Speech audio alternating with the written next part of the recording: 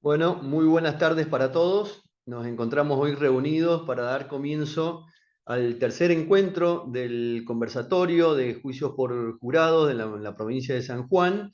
Ya tuvimos anteriormente la presencia del doctor Víctor del Río, como también la doctora Emilia Valle, y nos acompaña hoy la doctora Mariana Maldonado, eh, jueza del Tribunal en lo Criminal número 1 del Departamento Judicial de Morón. Antes que nada, debo agradecer la presencia y, por supuesto, la coordinación general de la presidenta de la Corte de Justicia de la provincia de San Juan, doctora Adriana García Nieto, como también la presencia de colegas, de abogados y la participación especial de la Escuela Judicial de San Juan, como también de la Universidad Nacional, la Universidad de Congreso de esta provincia, Fiscalía de Estado y también el Ministerio Público de la Defensa Pública. Pero bueno, sin mayores preámbulos, le voy a dar la palabra a la doctora García Nieto, presidenta de la Corte, para que nos dé la bienvenida a este tercer encuentro del conversatorio de juicio por jurado. Doctora García Mu- Nieto. Muchas gracias, doctor Maximiliano Bleckman. La verdad, bueno, buenas tardes a todas y a todos. La verdad que eh, ver que más de 100 personas nuevamente nos reunimos para seguir aprendiendo, para seguir discutiendo y seguir conversando sobre esto que es viejo, pero es muy nuevo, que es este conversatorio de juicio por jurados. La verdad que agradecerle a todas las personas que nombró recién el doctor Maxi Bleckman, también, por supuesto, al Foro de Abogados, al Colegio de Magistrados. La verdad que cuando nosotros pusimos sobre la mesa esta posibilidad de empezar a conversar sobre este tema, todos quienes se encuentran vinculados al quehacer jurídico dijeron sí, no necesariamente porque estén de acuerdo en que sí lo teníamos que hacer, sino porque este era el ámbito. Agradecer, por supuesto, a quienes coordinan, el doctor Blechman, el doctor Guillén, el doctor Correa y la escuela y el colegio, bueno, todos los que han mencionado. Como siempre, es un placer. Y para este tercer encuentro, contar con la doctora Mariana Maldonado, bueno, es un gusto más que nos damos. Yo les contaba en un ámbito de confianza a ustedes en los encuentros anteriores que poder compartir con el doctor Víctor del Río y con la doctora Emilia Valle, colegas de la provincia de Chaco, que siempre han estado a disposición y que además son amigos y vienen mucho a San Juan y la verdad que trabajamos mucho con ellos. Bueno, no, con Mariana nos pasa exactamente igual. Con la doctora Maldonado, cuando allá en el año 2020, en plena pandemia, decidimos que la provincia de San Juan se merecía cambiar de paradigma y teníamos que caminar hacia el sistema acusatorio adversarial. Ahí fue donde, en esto de que buscábamos qué, cómo, cuándo y cómo también nos capacitábamos, porque no solo era una cuestión de operadores, los abogados, los jueces, los fiscales, los y las, todos quienes integraban el sistema y quienes lo iban a integrar era absolutamente nuevo. Es más, había que arrancar por empezar a estudiar el código. Y además teníamos un grupo de jueces muy valientes, pero que tenían que arrancar con el sistema, algunos de los cuales y de las cuales las veo hoy aquí. Pero había que aprender y había que aprender de nuevo esta nueva manera de hacer justicia. Y bueno, nos dieron ahí hablando con el doctor Benito Correa y entre una cosa y otra llega el nombre de Mariana Maldonado. Y ha sido nuestra madrina en el sistema acusatorio. Nos ha acompañado con absoluta generosidad en cada una de las instancias. Se ha tomado el trabajo de estudiar nuestro código, de poder decir en otras provincias así, acá sí, de explicarnos una y otra vez. Nosotros decíamos, bueno, los jueces queremos preguntar, no, en el sistema no, en el sistema, es decir, no, y también hacer esta docencia que implica cambiar de miradas. Y nos acompañó. Y eso que solo arrancamos por algunos, para los que no saben, por algunos delitos. Y después cuando decidimos, vamos a ampliarlo. Otra vez, Mariana, necesitamos un refresh para algunos, pero tenemos muchos jueces nuevos y juezas nuevas y que también requieren esta capacitación. Y otra vez Mariana tuvo la grandeza de volver a adaptarse y decir, bueno, para los que ya vienen en el sistema, vamos por este lado y para los nuevos, arranquemos otra vez. Y ahora un nuevo desafío en materia penal, que es preguntarnos en San Juan si queremos o no juicios por jurados. ¿Y a quién traemos nuevamente? a Mariana, para que Mariana nos vuelva a acompañar en este proceso. Así que la verdad que es un placer que nos acompañe. Muchos de ustedes la conocen, saben que además tiene esa generosidad de la consulta, porque vamos a decirlo también, tiene la gran generosidad intelectual de que además de las clases, cuando hemos tenido que hacerle una consulta en particular sobre alguna norma, sobre una jurisprudencia, sobre algo que tal vez nos hacía ruido en el sistema, por supuesto nos ha dicho, miren, pueden ir por acá, fíjense, es decir, esta generosidad de acompañar. Así es que, y ahora también está acompañando el sistema federal. Así que, bueno, Mariana es una de las que nos guía. Así que es un gusto, aprovechenla, aprovechen, porque tiene esa humildad también de poder compartir todo lo que no sabe y de todo eso que sabe y todo lo que no sabe, decir, esto no lo sé, voy por acá, voy por allá, pero la verdad que tiene muchísima humildad, y a ustedes, como siempre. Recuerden que si en algún momento la provincia de San Juan implementa juicios por jurados, va a ser gracias a los aportes que ustedes realicen, gracias a las discusiones que ustedes se brindan. Nosotros nos hemos propuesto que esto sea colaborativo, que esto sea discutido, conversado y construido, que no sea una decisión desde el escritorio, sino que sea una decisión desde el territorio.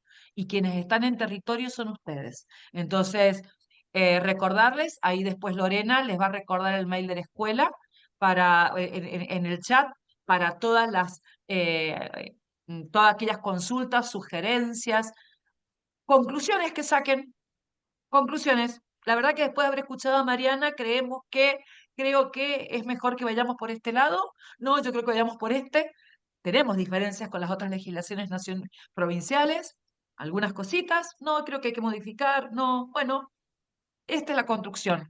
Somos más de 130 personas pensando en lo que es mejor para nuestra provincia. Así es que, pero sobre todo, lo que es mejor para la ciudadanía de San Juan. Así que muchísimas gracias. Gracias a todo el equipo de siempre, a la escuela, a la coordinación del conversatorio, a la vocalía, a todos los que están presentes. Y Mariana, un placer nuevamente tenerte aquí, y ya te vamos a tener presencialmente también. Pero gracias por esta generosidad. Nos vemos, y ahora a escuchar a la que sabe. Bueno, muchas gracias, doctora Adriana García Nieto. Me toca en esta oportunidad tener el placer, el honor de presentarle a la doctora Maldonado. Ya hizo este anticipo la doctora García Nieto, una vieja conocida en San Juan, una joven vieja conocida en San Juan. La doctora Maldonado, yo tengo un resumen muy reducido de sus antecedentes, que por supuesto son muy amplios. Es abogada, doctorando actualmente en la UCA, especialista en Derecho Penal también de la UCA, es juez del Tribunal en lo Criminal número 1 del Departamento Judicial de Morón, es expresidenta de la Asociación Argentina de Profesores de Derecho Procesal Penal, es integrante del cuerpo docente coordinador por resolución de la Procuración General de la Suprema Corte de la Provincia de Buenos Aires, es directora de la Diplomatura en Juicio por Jurado de la Universidad de San Isidro, es directora de la Diplomatura de Derecho Penal y Procesal Penal de la Universidad también de San Isidro, directora en la Diplomatura de Derecho Procesal Penal Acusatorio y Litigación Adversarial en la Universidad Católica de Cuyo, sede San Luis, y también de la Escuela Judicial, por supuesto, de la Corte de nuestra provincia de San Juan. Es profesora a cargo del módulo de litigación oral adversarial en la carrera de especialización en cibercrimen y evidencia digital de la UBA. Bueno, y numerosos antecedentes más de la doctora que no me alcanzaría el día para terminar. Como dije, es un placer para nosotros tenerla hoy presente. La doctora va a hablar, recién en privado hablábamos de lo más interesante quizás del juicio por jurado, que es lo que no podemos ver en las películas, que es la audiencia de Vox Dir, o la audiencia de selección de los ciudadanos para que sean jurados populares en este instituto de regambre constitucional y que ojalá algún día podamos aplicar también en la provincia. Bueno, sin mayores preámbulos, le doy la bienvenida también y le paso la palabra a la doctora Mariana Maldonado. Muchas gracias, Mariana. Bueno, chicos, qué ganas de abrazarlos a todos. La verdad que me une un profundo cariño con la provincia. Siempre soy recibida de esta manera que hasta me da cierto pudor, pero el cariño es mutuo porque realmente me siento como si estuviera en casa. Yo quiero, bueno, siempre agradecer a los que han colaborado siempre desde el primer día que pisé San Juan, que fue de manera virtual en la pandemia, como bien decía la doctora García Nieto, y esa contención y esa ayuda y esa colaboración en también el descubrir, el capacitar de manera remota, que fue todo un desafío para los profesores universitarios, la verdad que fue algo bastante difícil y más para mí que era como especialista en litigación y demás, construir toda una capacitación fue un gran desafío de lo que los hago responsables, ¿no? De que fue un desafío para mí y la verdad que estoy más que agradecida por la oportunidad. Desde ya yo siempre lo vengo diciendo, en la figura hoy de la ministra de la Corte, la doctora Adriana García Nieto, con quien me une una profunda admiración, un gran cariño y un gran respeto en términos profesionales, no por devolver las tan dulces y cariñosas palabras que tuvo para conmigo, no sé si merecidas realmente, pero sí siento que fueron sinceras y tiene que ver con ese cariño que nos une y el haber trabajado y haber trabajado juntas y el haber tenido el mismo sentimiento transformador, ¿no? Creo que ese fuego sagrado que tenemos de realmente sentir que podemos transformar un montón de cosas de la realidad, de nuestro día a día, de nuestro trabajo de todos los días y que eso tenga realmente una repercusión, un impacto en la sociedad sanjuanina, creo que eso es lo que nos une y yo siempre destaco, habiendo tenido la posibilidad de estar en un montón de provincias de la Argentina y bueno, como decía ahora en el sistema federal, rescato personalidades y personas como la doctora García Nieto porque es realmente ese motor que uno necesita para profundizar los cambios. Así que Adriana, siempre lo digo, lo reitero y te agradezco y bueno, también me parece que mereces que uno diga estas cosas y tenés a 130 personas acá interesadas en tus propuestas de capacitación y que esta es la única manera de realmente poder llevar adelante una transformación que es como decir, vamos mis valientes, ¿no? A lo Solita Silveira, decir, es un proceso en la Argentina y en todas las jurisdicciones del país llegamos a la justicia federal, chicos. O sea, es, ya no hay vuelta atrás en este proceso de cambio en la justicia.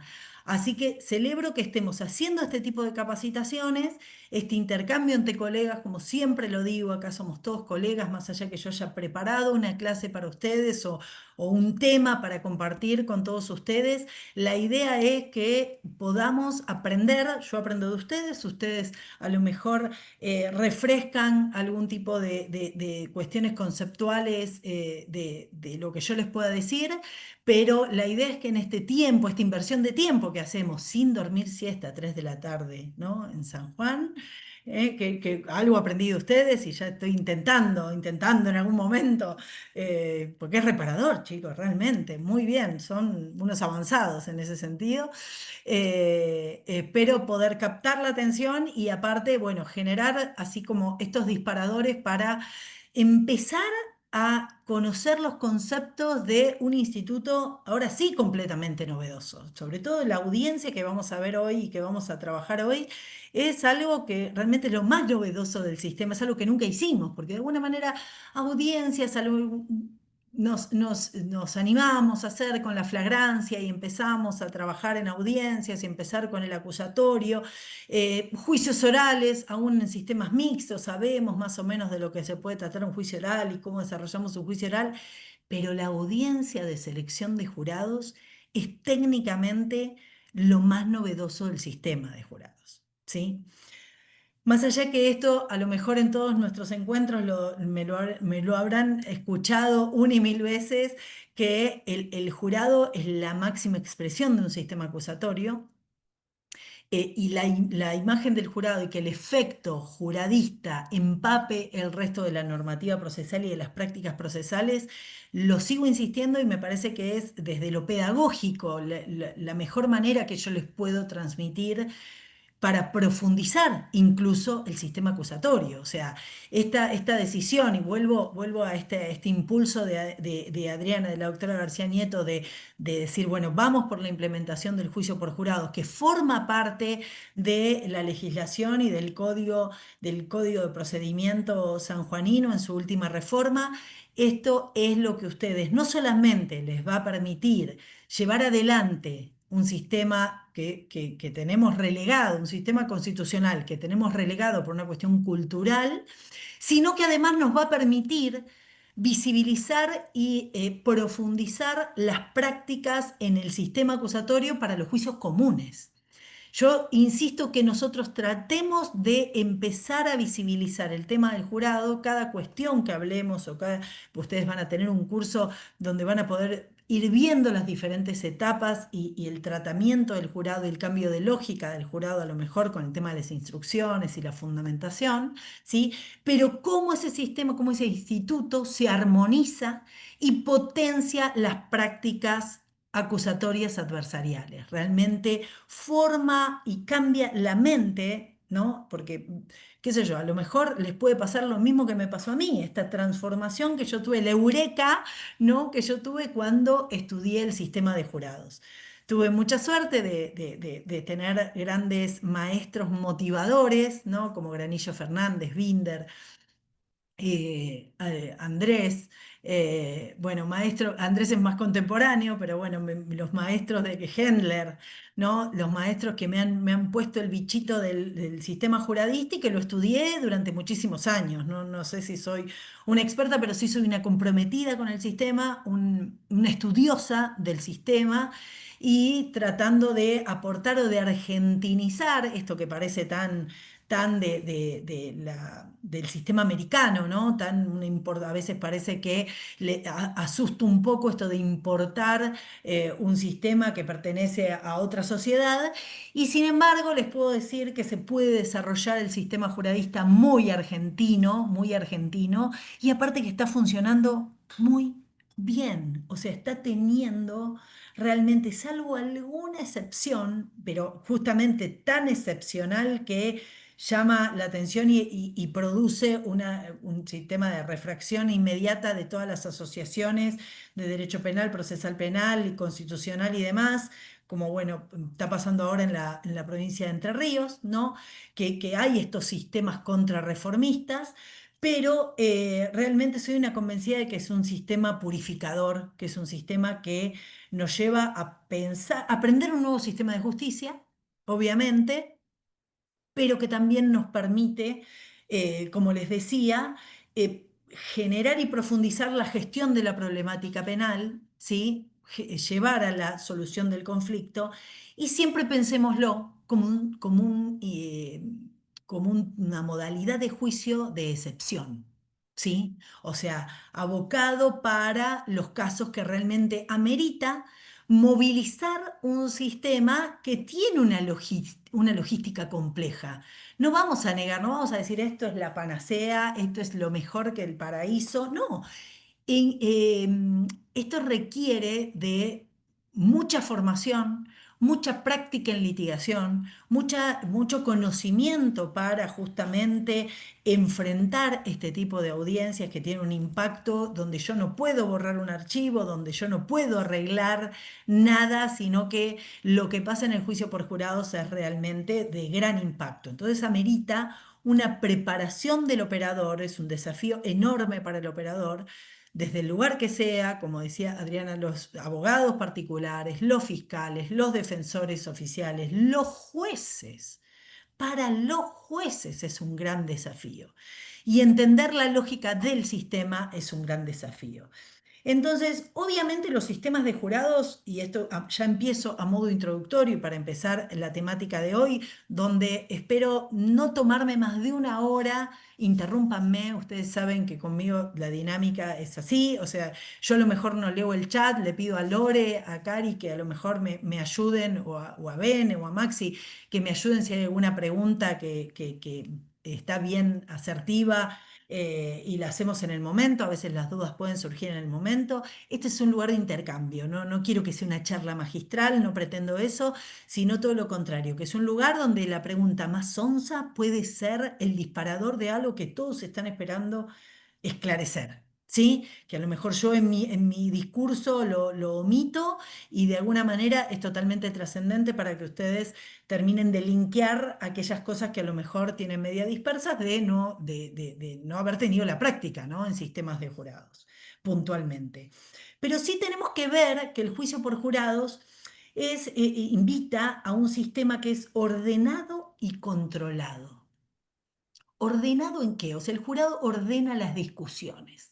Entonces vos vas a tener una etapa de investigación donde vos ya estás diagramando tu teoría del caso, tu estrategia del caso, pensando en, o sea, no solamente recabando las evidencias que necesitas para acreditar los hechos que pretendes acreditar, sino también potencialmente pensando en la credibilidad que tiene esa evidencia en el momento que pueda llegar a producirla en el juicio ante un tribunal de jurados. Entonces, esta exigencia intelectual es lo que te potencia la estrategia y la inteligencia aplicada a cómo diagramas tu caso, cómo armás estratégicamente tu caso, y eso evita la dispersión de recursos hacia, bueno, ver más o menos trabajar todos los casos iguales, todos los casos de la misma manera. Hoy tenemos un gran desafío que es todo lo que tiene que ver con evidencia digital, ¿sí? La evidencia digital y el modo en que nosotros pensamos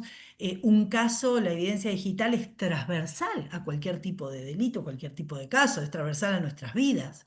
Entonces, la dispersión de recursos, saber más o menos qué obtengo de acá, qué obtengo de allá, ya empezamos a pensar en cómo gestionar estratégicamente esos recursos para preparar mi caso, para enfrentar el jurado. Yo les aseguro que ya esa idea de cómo armamos el caso va a ser distinta. Después tenemos una audiencia de control de imputación totalmente potenciado, que debería ser totalmente potenciado, donde yo hago una discriminación de cuál es la evidencia con más fortaleza para enfrentar a 12 ciudadanos, enfrentar a ciudadanos comunes y convencerlos de la credibilidad de los hechos, ¿sí? De los hechos que yo, de mi versión de los hechos, con una exigencia de eh, justamente sometida al contradictorio, ¿no? Y potenciando la calidad de la evidencia que va a ser directamente proporcional a la calidad del juicio que vamos a tener, ¿sí? Después tenemos este proceso, que es el que vamos a ver hoy, que es de cómo seleccionamos, de cómo vamos a ir a seleccionar al órgano de juzgamiento. Esto es lo más novedoso de todo. Y después vamos a tener esta etapa de producción de la prueba bajo las reglas del acusatorio, bajo las reglas del debido proceso de un sistema adversarial, para luchar por la credibilidad y lograr un veredicto. Y en el caso de lograr un veredicto de culpabilidad, otra audiencia de cesura donde vamos a trabajar todo lo que tiene que ver con la individualización de la pena en sí, o sea, qué ejes o qué cosas tenemos que tener en cuenta, no solamente para la pena y la agravantes y atenuantes genéricos y teorías jurídicas aplicables al caso, sino también los modos de ejecución o cualquier cuestión de orden público que amerite la imposición de esa pena, sea unificación de pena, sea declaración de reincidencia, sea lo que tenga que ver con cuestiones, como decía, de orden público para culminar con la estructura de la penalidad en sí. Entonces, mire cómo todo está estratificado y ordenado en el juicio por jurados. En esta magia, en esta nueva lógica, me tienta hablar de instrucciones, pero bueno, capaz que en algún momento tenemos esa oportunidad de hablar un poquito más de instrucciones. Nos encontramos con esta audiencia donde el sistema permite en todas estas etapas una dinámica sumamente contradictoria. ¿Sí? Vamos a hablar de que en realidad todo lo que son criterios de oportunidad, toda la etapa preliminar y qué sé yo, es más conciliatoria, es más de tratar de descomprimir el sistema para justamente poder destinar los recursos necesarios para enfrentar un sistema que sí amerita de muchos recursos humanos en el sentido de preparación, recursos técnicos, tiempos, ¿sí? Recursos de los ciudadanos, porque le vamos a quitar tiempo de sus vidas, de su vida, de su rutina, de sus familias, de sus amigos, o sea, estamos quitándole tiempo a ciudadanos y eso es lo que a nosotros nos sube la vara y amerita que lo trabajemos con la seriedad que necesitan este tipo de sistemas. Entonces, si pensamos que en estas etapas que les mencioné, la contradicción llega como a su máxima expresión, hasta el punto que vamos a litigar cómo vamos a conformar este órgano de juzgamiento. O sea, miren hasta qué lugar vamos a llevar el trabajo de la contradicción y el trabajo de control entre las partes. Entonces, el debate me hice un abstract para no pasarme de tiempo, chicos. Entonces, ¿cómo se debate esta conformación de este órgano juzgador? ¿Sí? ¿Cómo vamos a hacer? Obviamente se va a litigar, obviamente se va a debatir y obviamente después se va a terminar decidiendo. ¿Sí? Todas las decisiones, y esto también algo que lo dije un montón de veces, ya se van a aburrir, yo la veo a Celia que me ha escuchado tanto tiempo. La verdad es un placer. Veo muchos amigos, veo mucha gente conocida y caras conocidas. Así que les mando un beso a todos, pero no quería quitar tiempo a la exposición. Pero sí lo que vamos a ver es que todas las decisiones que yo voy a tomar es a la luz de la teoría del caso. Después vamos a ver cómo otra de las cuestiones como accesorias, pero que son coyunturales a este sistema, es cómo vamos a armar las listas de los jurados, que eso es una cuestión más administrativa, más de gestión, más orientada a las hogas, ¿sí? Pero me parece que siempre tenemos que tener, ver el mapa completo, ¿no? O sea, después vamos a ver qué decisiones les puedo contar, como fue en la provincia de Buenos Aires, no lo voy a contar, pero sí, el que quiera lo podemos conversar y demás, de cómo se forman esas listas, que también esto tiene, acá empieza como el objetivo, ¿no? Porque acá vamos a hablar de objetivos de la audiencia de Guardire y la dinámica de la audiencia de Guardire. A mí me gusta plantear los principios sobre los cuales nos vamos a mover, los principios constitucionales, los objetivos en términos de las reglas de debido proceso que nos van a guiar en esta audiencia tan rara, tan novedosa. Y por otro lado, les voy a proponer una dinámica de la audiencia. Eso es un poco lo que yo quiero tratar de transmitirles en este ratito que tengo con ustedes. Entonces, también después veremos cómo se ponen de acuerdo el ejecutivo, el legislativo, el judicial, las sogas, la parte administrativa, de cómo se conforman esos padrones, esas listas de potenciales jurados. O sea, en la provincia de Buenos Aires fue por sorteo por la Lotería Nacional, con terminaciones de los documentos, y en base a eso hubo una depuración, que hubo una lucha, les cuento, para distraer un poco, una lucha de quién se encargaba de hacer esta limpieza o a ir discriminando cuáles eran aquellos ciudadanos y ciudadanas que de alguna manera respondieran cumplieran con los requisitos, ¿no? Por lo menos en lo más macro, como para ser potenciales jurados. Empezando por la edad, después por las jurisdicciones, que eso tiene todo un vínculo con la ley puntual que cuando se arme de alguna manera la reglamentación, esto lo irán trabajando, pero para ir más allá de estos detalles administrativos que pueden variar, la idea es pensar cómo ya desde los albores, o sea, se piensan en que sea un sistema representativo de la sociedad en la que se va a aplicar, ¿sí? Pensémoslo en ese sentido, o sea, la representatividad, ¿sí? Que tiene que tener esa lista y después veremos cómo hacemos esa depuración de ese padrón para que cada jurisdicción pueda convocar a esos potenciales jurados. También es otra cuestión de cómo se convoca a esos jurados, esos potenciales jurados, para que formen parte o terminen siendo los jurados definitivos de un caso en particular.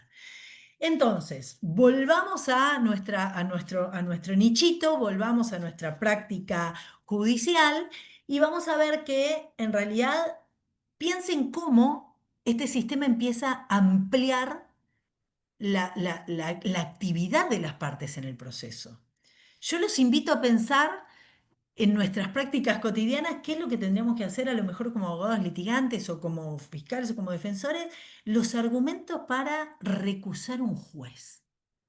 Parece como casi impensado, ¿no? Algo muy extremo, algo muy inalcanzable y hasta que puede generar cierto, o sea, en nuestra cultura, ¿no? Miren con lo que tiene que ver. Culturalmente no nos imaginamos, no nos representamos, hasta me animo a decir que hasta parecería una falta de respeto para con el magistrado pensar que estoy buscando argumentos para recusar, ¿sí? Parece hasta violento.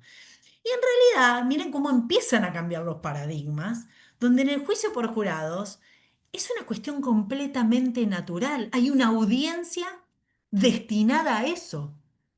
Porque el objetivo de la recusación y el objetivo de la audiencia de Guardir tiene que ver con potenciar, miren acá como esos principios que parecen tan idílicos, tan inalcanzables, como uno los ve tan materializados, son tangibles en los sistemas de jurados, que decís, yo quiero lograr la máxima imparcialidad del órgano de juzgamiento.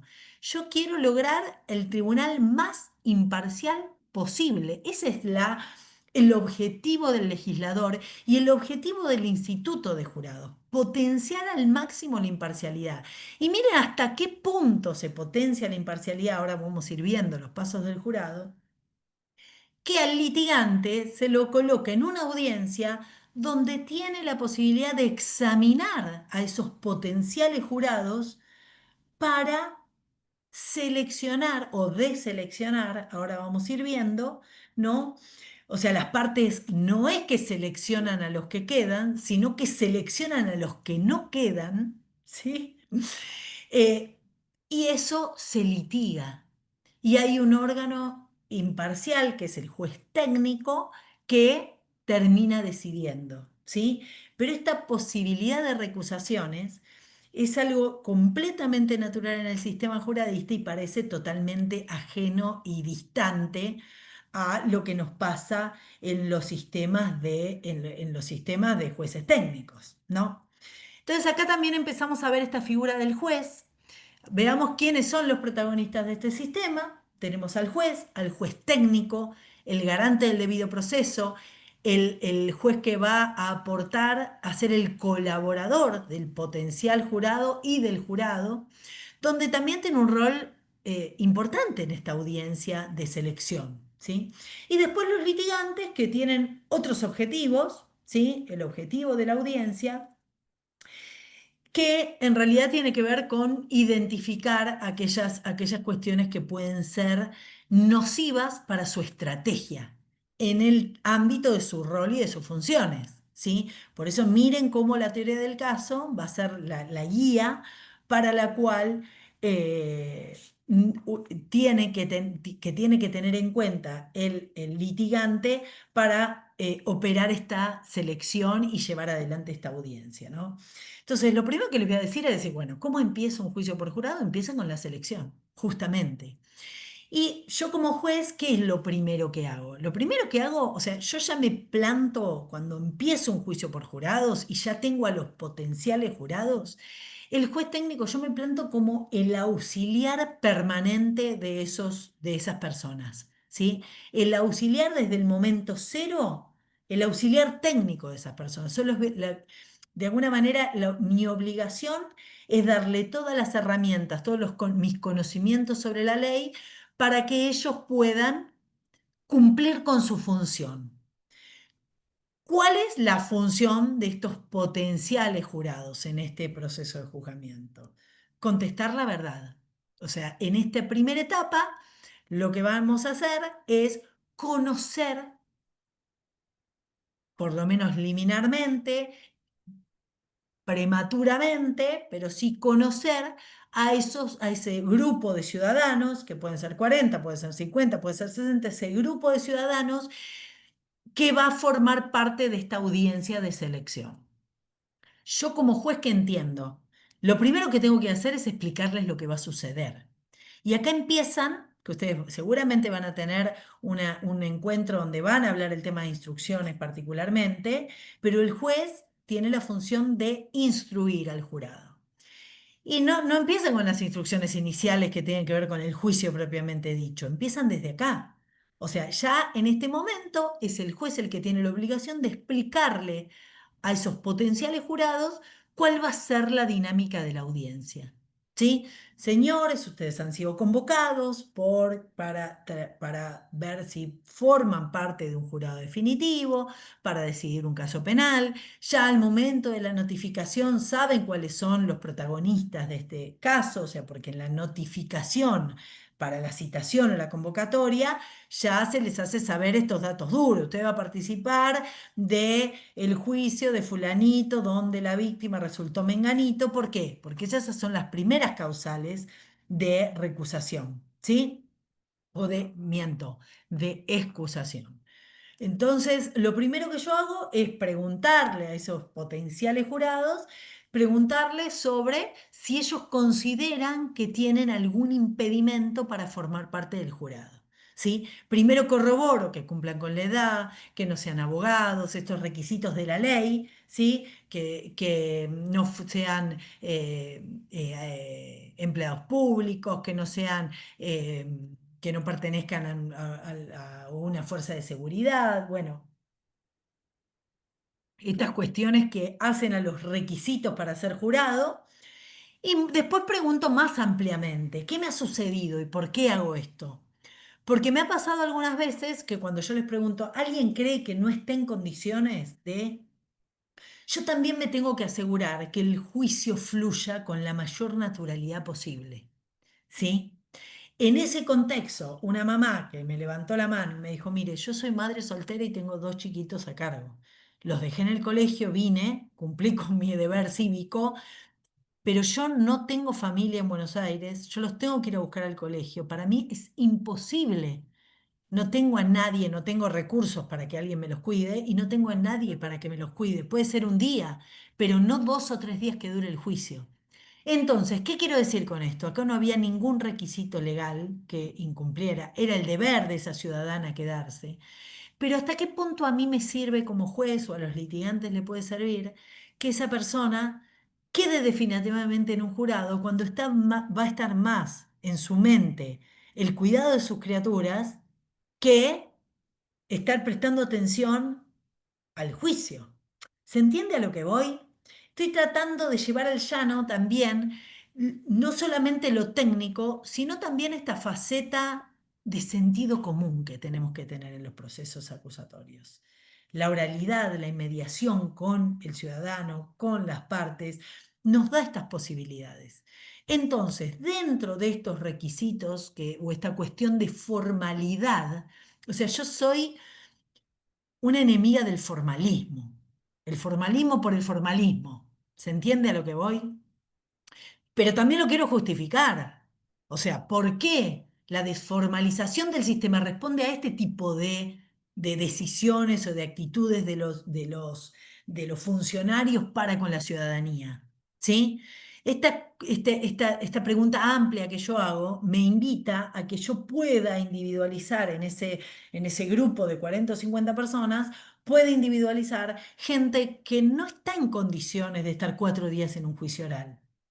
Lo mismo aquel que está a cargo de una persona Bueno, pero enferma. es un acto de responsabilidad.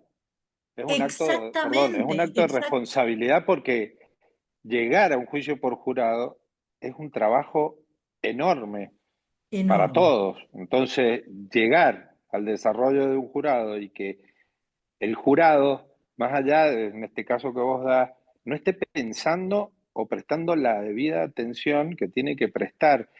Otra pregunta que te iba a hacer, ahí, Mariana, Mm. ¿vos recomendás que las partes o que el juez le diga a los jurados, porque los jurados cuando los recusan, en esto de que no entienden, que para nosotros puede ser algo sí, y hasta por ahí nomás, como vos lo decís, para los jueces, algo normal o habitual que las partes puedan interponer, que no se lo tomen como nada personal, que en definitiva, Bueno, porque por ahí los eso creo que es parte jurados, de las instrucciones del juez.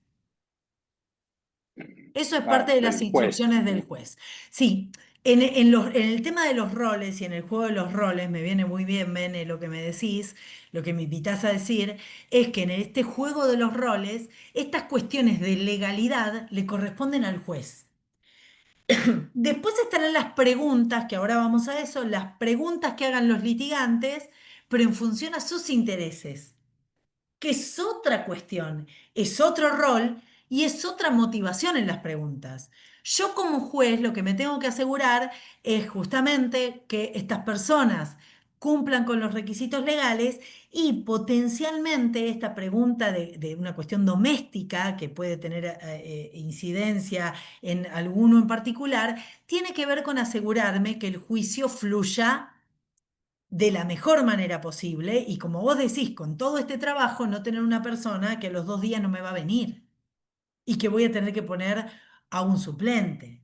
Entonces, estas cuestiones también creo que hacen al normal desarrollo del juicio en términos técnicos, ¿sí? Y de el sentido común de cómo debe fluir el debido proceso, ¿sí? Ahora, donde yo no me puedo meter, ya es en los intereses de las partes para apartar a una persona o dejarla en el jurado definitivo, ¿sí?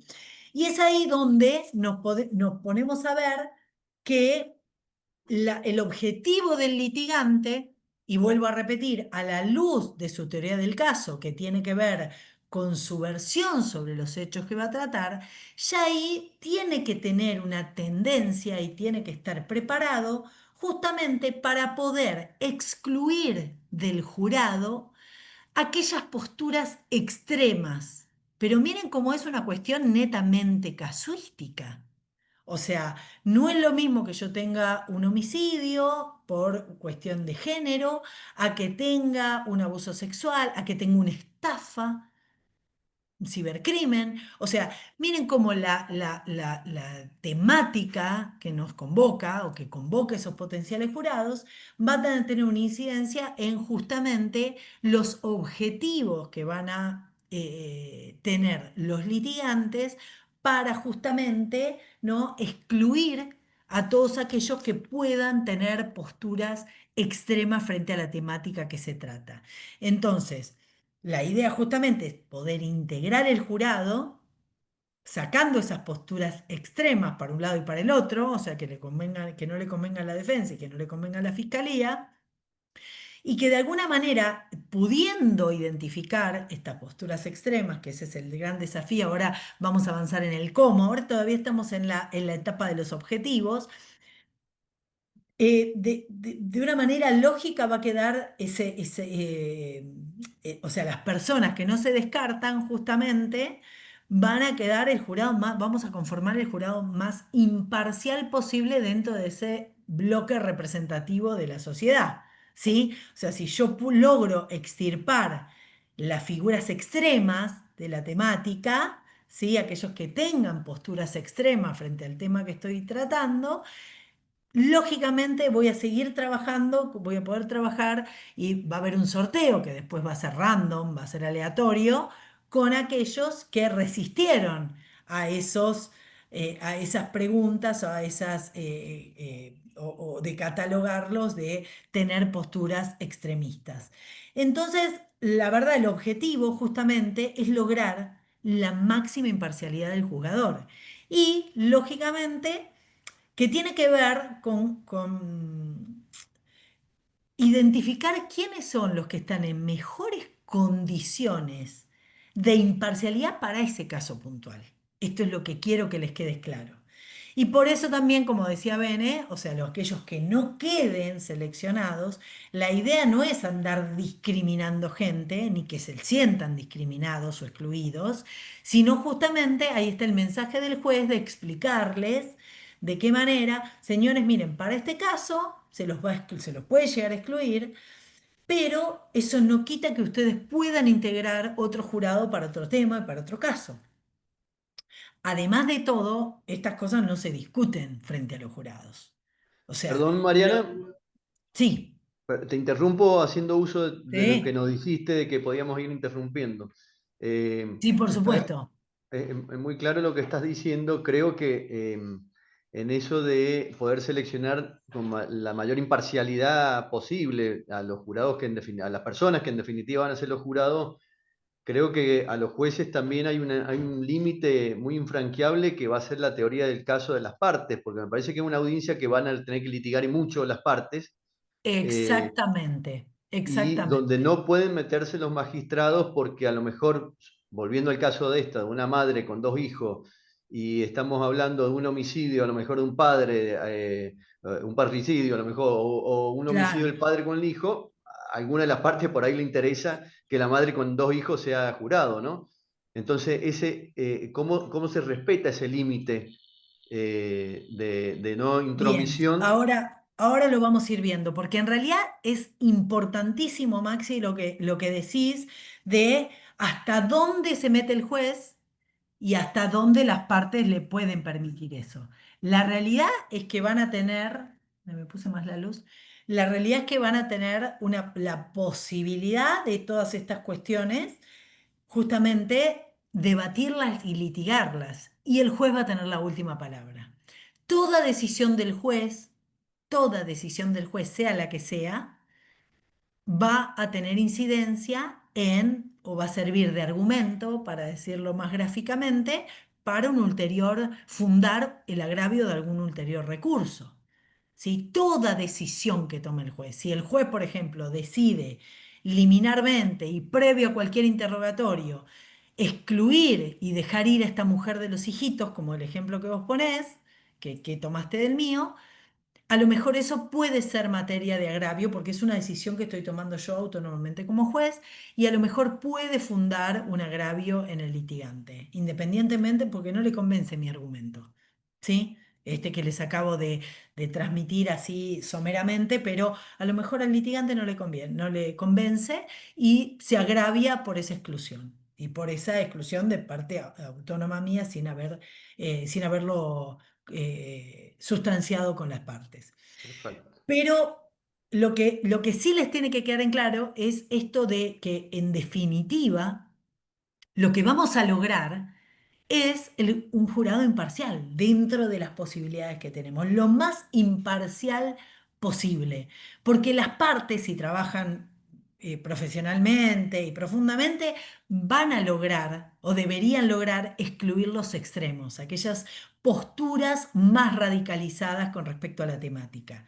Eso imaginando que los litigantes hicieron brillantemente su trabajo, va a quedar el jurado más imparcial dentro, insisto, de esa muestra de población que formó parte de esos ciudadanos convocados para la audiencia de selección.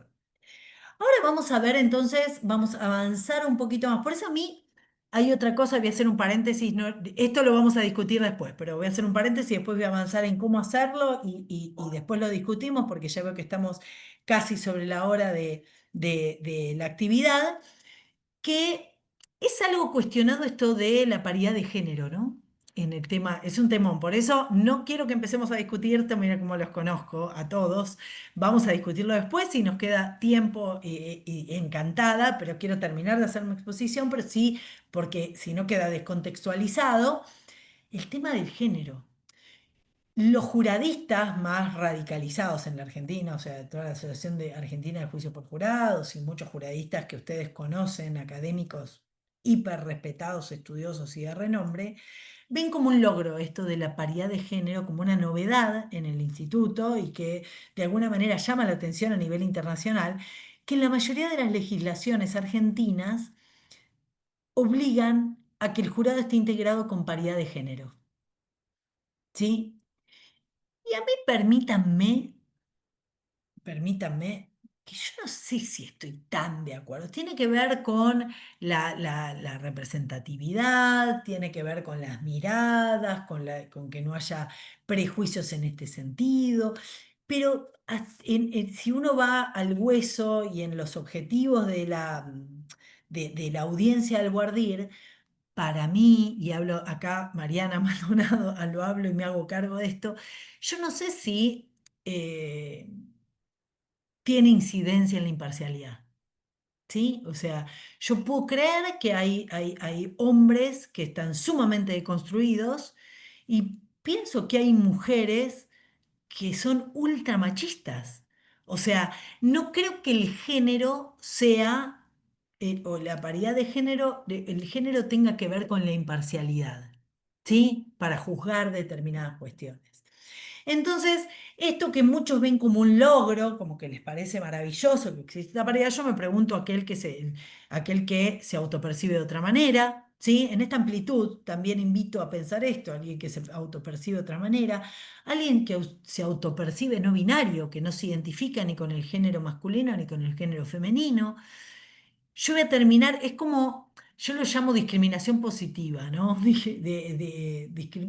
Porque en realidad lo estoy discriminando por el género, o sea, me da que a mí me hace un poco de ruido esto de la paridad de género en los jurados, porque muchas veces hay jurisdicciones pequeñas donde a veces cuesta llegar al número de jurados que uno necesita para conformar todo el jurado, ¿sí? Y también los suplentes, porque no solamente voy a tener que tener un jurado de 12, sino que voy a tener que tener suplentes que varían en términos de la ley.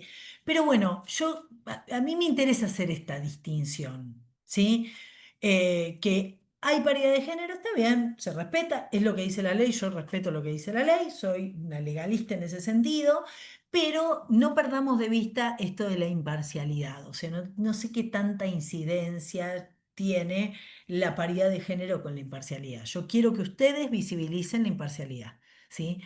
Los que discutimos esto, una cosa no tiene que ver con la otra, deberíamos cumplir con ambos requisitos, debemos cumplir con ambos requisitos, pero bueno, me permito esta digresión porque estudié mucho el tema y me interesa también compartirlo con ustedes, ¿sí? No para generar polémica, pero sí para fortalecer el tema central de que tiene que ver con los objetivos de la selección de la audiencia de Guardir, que es lograr la máxima imparcialidad del juzgador. Ahora, ¿cómo lo logro? ¿Cómo lo litigo? ¿Qué tengo que tener en cuenta como litigante? Ahora vamos a los litigantes. ¿Qué es lo que tengo que tener en cuenta? Y acá venimos o sea, cuando nosotros trabajamos en los talleres y demás, siempre hacemos analogía a lo mejor con películas o con historias o con cuestiones que nos invitan a pensar que en realidad, ¿qué es lo que yo tengo que identificar? Porque en la mayoría de las legislaciones argentinas, los jurados son anónimos. O sea, nosotros no tenemos como en muchas jurisdicciones de Estados Unidos que los bufetes de abogados o los abogados investigan a los jurados, o sea, los potenciales jurados, ya los stalkean, ¿sí? O sea, hacen estudio de las redes, hacen toda una cuestión, una investigación previa para prepararse para la selección. Ellos los tienen, para la selección de jurados, ¿no? Ellos los tienen muy internalizado. No es lo que sucede en la Argentina. En la Argentina, vos te enfrentás como litigante a jurados anónimos, a gente que vas a descubrir en esta audiencia, ¿sí? Entonces, parece como un desafío más interesante, pero la realidad es que vos decís, bueno, ¿qué es lo que pretendo identificar? Primero vos tenés tu teoría del caso, sabés cuál es la temática, digamos, y lo que tenés que tratar de identificar, ¿no? Lo natural es pensar en la experiencia, ¿no? Bueno, ¿a quién le pasó alguna vez esto? ¿A quién le pasó alguna vez lo otro? Bueno, ¿quién fue víctima de un robo? ¿Quién fue víctima de un abuso? Y en realidad los seres humanos frente a una experiencia de vida podemos reaccionar de maneras completamente diferentes, ¿sí? A lo mejor a uno que le robaron se tiene que mudar, le pone puertas de seguridad a su casa, alarmas, duerme con la puerta cerrada de su dormitorio, o sea, el shock de haberse sentido vulnerado en su domicilio, en un entradero o lo que sea, le trae connotaciones en su vida diaria que de tratamiento psicológico. Y hay gente que le roban y bueno, le robaron y no le psicológicamente tiene una estructura mental diferente y no le afecta tanto. Lo mismo a alguna persona que enfrenta una situación de abuso, ¿sí? No es que esté mal una cosa ni bien la otra. Digo que todos los seres humanos somos diferentes frente a las mismas experiencias. Y hay gente que tiene un poder de resiliencia diferente a otras.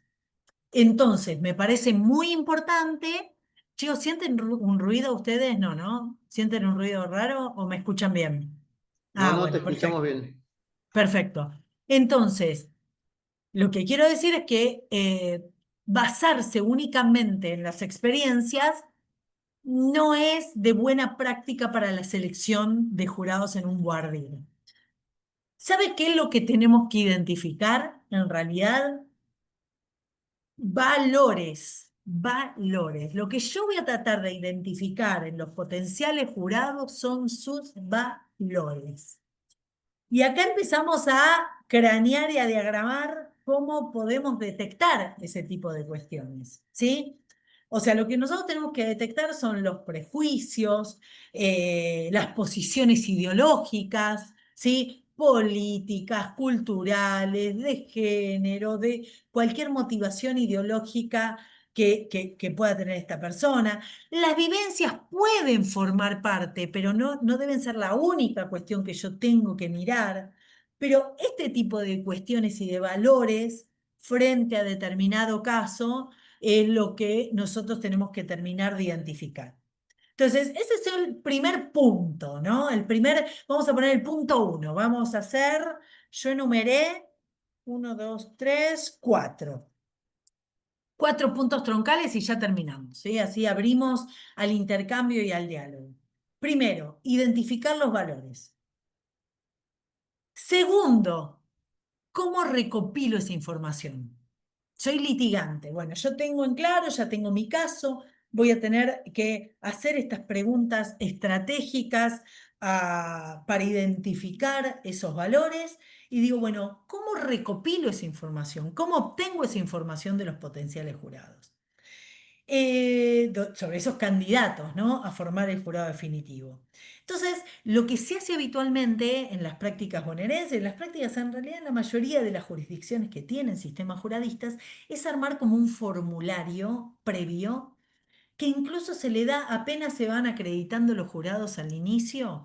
Otros están pensando en dárselos cuando se los notifica, ¿sí? Pero es viendo de que completen un formulario que es un cuestionario más genérico, ¿sí? Que eso da no solamente agiliza mucho al litigante cuando tienen todos los jurados con preguntas genéricas básicas, cuestionarios más generales, para que pongan por sí o por no, marquen tipo multiple choice, ¿no? Opciones donde vos ya te da un panorama de más o menos cómo está conformado el jurado. Nosotros los identificamos con un número, entonces el jurado en ese formulario previo pone su número y va marcando. Y aparte genera como un sistema, como todavía se sienten anónimos, como un sistema de mucho más sinceridad en estas preguntas genéricas. Pero la verdad que en el litigante provoca una agilización y ahorra tiempo en ya ir discriminando o ir entendiendo la dinámica de quién, a lo mejor ya con ese formulario general ya saben dónde van a focalizar incluso las preguntas que después van a formar parte del interrogatorio. La segunda etapa, ¿no? de esta dinámica de la audiencia va a tener que ver con las preguntas puntuales. Y acá se puede desarrollar este interrogatorio que se realiza previo a una toma de juramento por parte del juez. Ese cuestionario es como una declaración jurada y después el juez está obligado a tomarle juramento a los potenciales jurados, o sea, los potenciales o los candidatos a jurados responden esas preguntas bajo juramento de ley, ¿sí? Que esto es muy importante, muy trascendente. Y de alguna manera después la dinámica del interrogatorio puede variar. Hay litigantes que eligen hacer trabajos más de grupos, más de 10 personas, y hacer un trabajo mucho más minucioso y de preguntas mucho más puntuales. Hay otros que no, hay otros que dicen, bueno, levante la mano aquel que, ¿sí? Hacen preguntas genéricas que no formaron parte a lo mejor de ese cuestionario general. Y levanten la mano y ya van más al hueso, por decirlo de alguna manera, o más a la casuística, ¿sí? Del tema que quieren identificar. Y muchas veces también sucede, como en casos de preguntas que a lo mejor puede estar comprometida la intimidad. Esa es una instrucción que di yo, no es que la inventé yo, sino que di en las oportunidades que traté cuestiones, por ejemplo, de delitos sexuales. Yo le doy la posibilidad, le digo, señores, les hago saber que cualquier pregunta que les hagan los litigantes, si ustedes sientan comprometida su intimidad, me lo hagan saber, vemos si reformulamos la pregunta o vemos si ustedes a lo mejor quieren contestarla en privado y no frente a 50 personas, ¿sí? En una audiencia pública, y podemos ir con los litigantes a un lugar más íntimo que ustedes las puedan contestar, ¿sí? O sea, esto para no vedarle la posibilidad al litigante de que formule la pregunta y también para que la persona no violar la intimidad de nadie, ¿no? Ni revictimizar a nadie en el caso que pueda haber sido víctima de alguna cuestión de violencia, de maltrato, o cuestión de género o abuso sexual, ¿sí? Entonces, estas son las cuestiones que se los van a ir dando la práctica, pero sí yo se los pongo como ejemplo como para ver cómo, a pesar de las formalidades que tenemos que cumplir, estas cuestiones puedan ser mucho más amenas y mucho más, generar más espontaneidad en los potenciales jurados para que realmente los litigantes puedan ejercer plenamente este derecho de excluir a aquellos que crean, que consideren que por sus posturas, por sus prejuicios, por sus valores, pueden ser adversos a la teoría del caso que le están proponiendo. ¿Sí? Bueno, superado, ya veíamos a la identificación, vamos a la compilación de la información. Estas pueden ser una propuesta de opciones, ¿no? De dinámica de cómo obtengo la información de los potenciales jurados. Y ahora viene como lo más difícil, ¿sí? Para el litigante, que es cómo mido esa información. Bueno, ahora tengo toda la información. Ahora tengo los formularios completos, ya pregunté, repregunté y examiné e hice todas las preguntas a los potenciales candidatos y digo, bueno, ¿qué es lo que voy a medir? ¿Qué es lo que cómo mido esa información? ¿Cómo analizo esa información y cómo la aplico a mis intereses? ¿Sí? Entonces, en realidad, lo que uno tiene que obtener, hay un cuadrito. Cristian Pena, hay un artículo, lo conocen a Cristian Pena, y si no lo conocen, se los presento. Cristian Pena es un gran estudioso también, ha formado parte de capacitaciones en San Juan, seguro, y por lo menos en posgrados en los que estuve yo, sí, y en capacitaciones ha estado, y en charlas seguramente también. Tiene un artículo que de alguna manera es un poco todo lo que yo les estoy diciendo, pero ha formulado un cuadrito que es maravilloso de medición, de cruces, para uno trabajar sobre gráficamente como una torta, después puede volcarlo para formar una torta y ver cuáles son los jurados que me interesan tener. Si vos estás examinando a 50 personas, tenés que tener a lo mejor ayuda técnica para ver cómo vas a trabajar después en la última audiencia o en la última parte de esta audiencia, que es la de recusaciones, ¿no? Entonces, ¿cómo mido esta información? Defino a ver la posición de riesgo de esa persona, de ese potencial jurado, de ese candidato, frente al valor que yo me fijé liminarmente en base a mi caso. ¿Sí? De alguna manera es eso, o sea, medir qué riesgo implicaría tener esa posición, tener esa persona dentro del jurado definitivo, ¿sí? Entonces analizo los grados de conveniencia. Y después pensando en lo que voy a plantearle al juez, ¿no? Como que la primera variable tiene que ver con ese valor, ¿no? Que es favorable o desfavorable. No, a ver, que esta persona que pertenece al colectivo feminista y sería desfavorable para mí como defensor de que forme parte del jurado. Por ir a un extremo, pero para ser gráfico, porque hay mucha gente que milita en posturas, en colectivos, llamo colectivos o llamo asociaciones o cuestiones partidarias y demás, pero bueno, esta variable del valor, de cuán favorable o desfavorable es que esta persona integre un jurado definitivo. Y la otra variable tiene que ver con más con lo personalitario, que puede ser con la firmeza de sus convicciones, ¿no? Una persona con mucha firmeza no solamente puede tener carácter o tener convicción, sino que a veces esta lógica de la depuración tiene que ver con que la firmeza en sus convicciones puede ser muy fuerte y determinante, ¿no? Frente al resto de los jurados con los que van a tomar una decisión, o incluso también puede tener una incidencia en el cambio de opinión, ser influyente por su postura y por su personalidad, puede ser influyente en el resto de los jurados. Entonces son todas estas cuestiones que a lo mejor son como parámetros, ideas, ¿no? Esto de los valores y esto de la firmeza en su personalidad en términos de carácter o de convicción, ¿sí? Y el último punto que voy a desarrollar antes de abrirlo al diálogo, me excedí un poquito de la hora, pero bueno, discúlpenme por esto, pero tiene que ver con la última etapa de esta audiencia, que tiene que ver con las recusaciones. O sea, yo ya, vamos a repasar, ¿no? Yo ya identifiqué este valor para mí, en lo personal, para condicionar y conducir mi interrogatorio, recopilé la información, elaboré esa información, ¿sí? Hice una medición de lo favorable o desfavorable que determinados jurados integren últimamente o posteriormente el jurado definitivo. Valoré los grados de conveniencia de esa exclusión o no, y ahora enfrento la guerra técnica, ¿no? La guerra técnica, que es decir, voy a recusar a los jurados que me desfavorecen. Miento, me retracto y reformulo.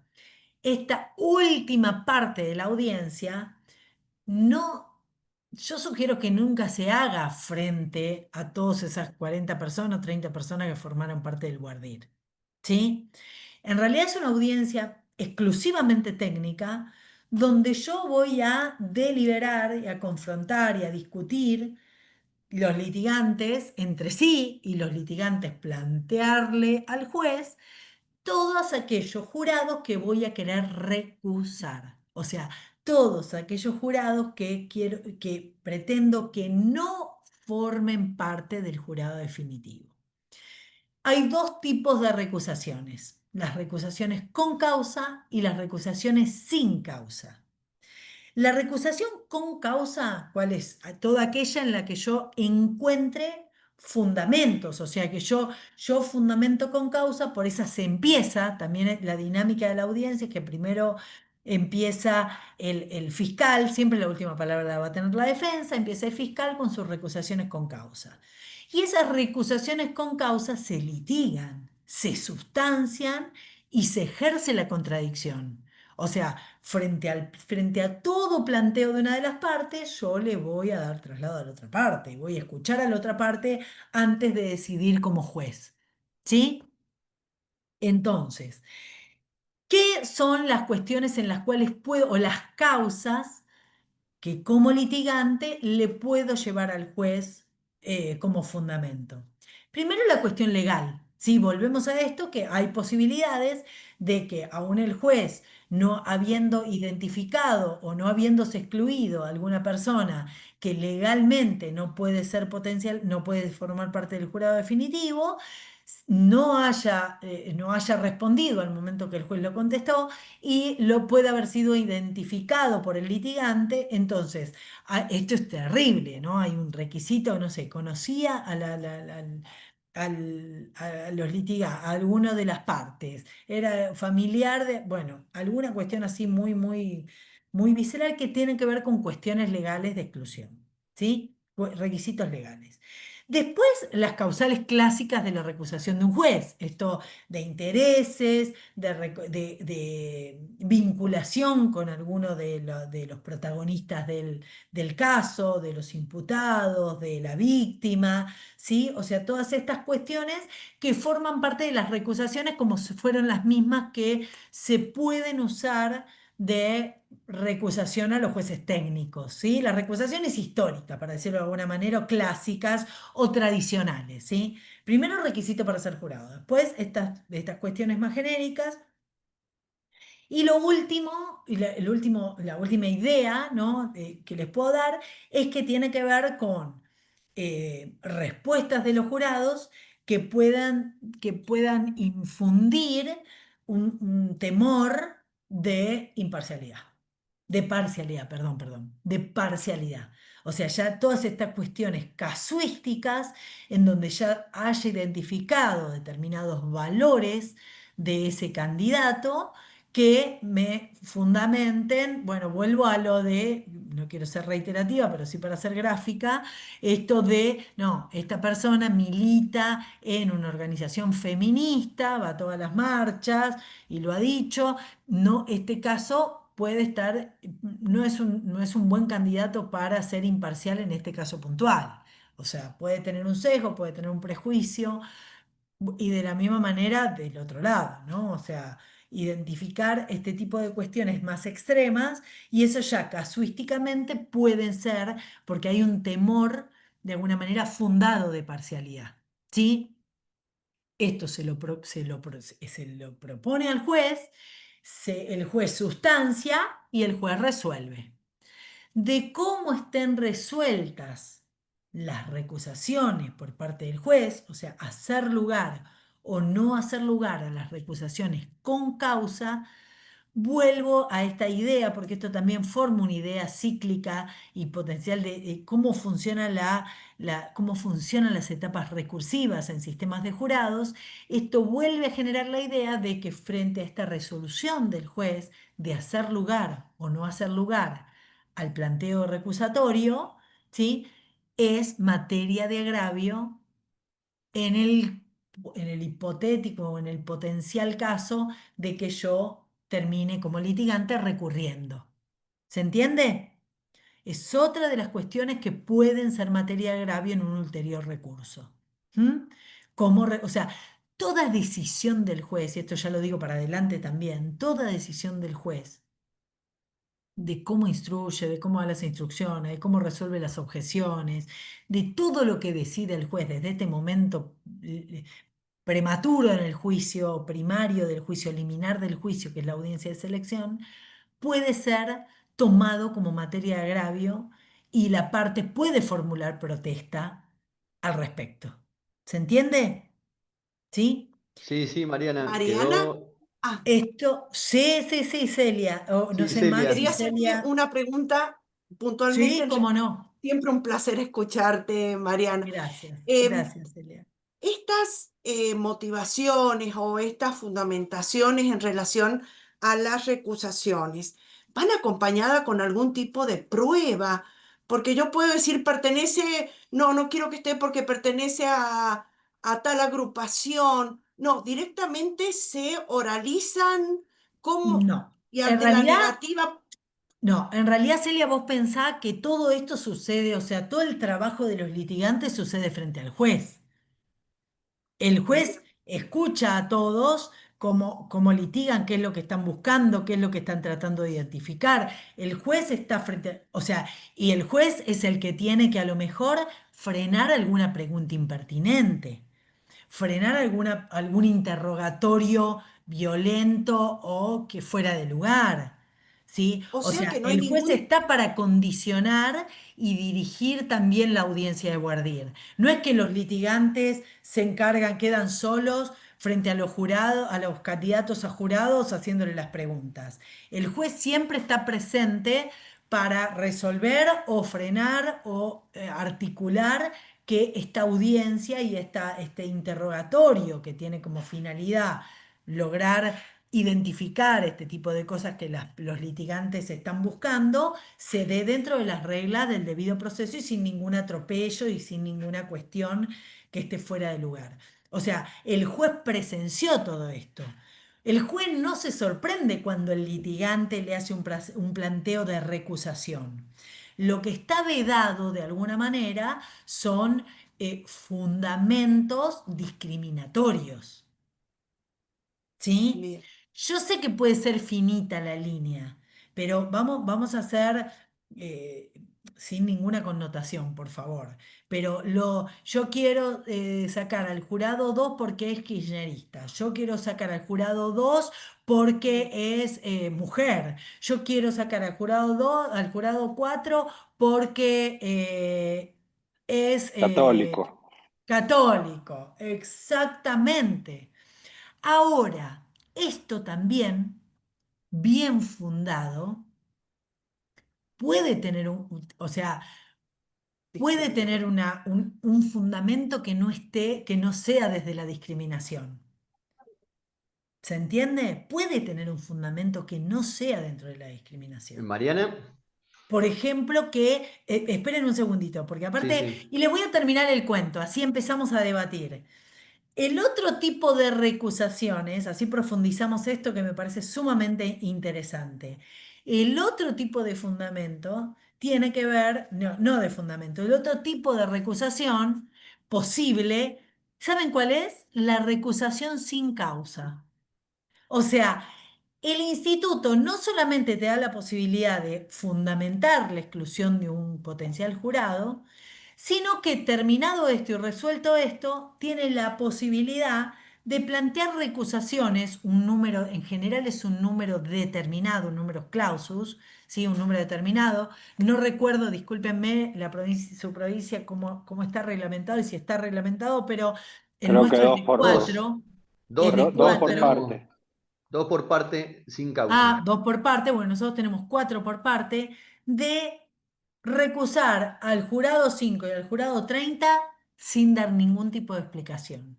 O sea, miren cómo el litigante, frente a una resolución adversa del juez frente a la exclusión de un jurado determinado, tiene la última llavecita como para, esperen que voy a enchufar la computadora que me quedé sin batería, discúlpenme, para excluir aquel jurado cuya recusación no se le hizo lugar.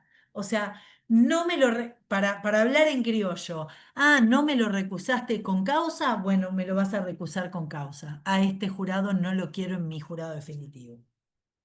O sea, miren cómo se potencia disculpen, la desprolijidad.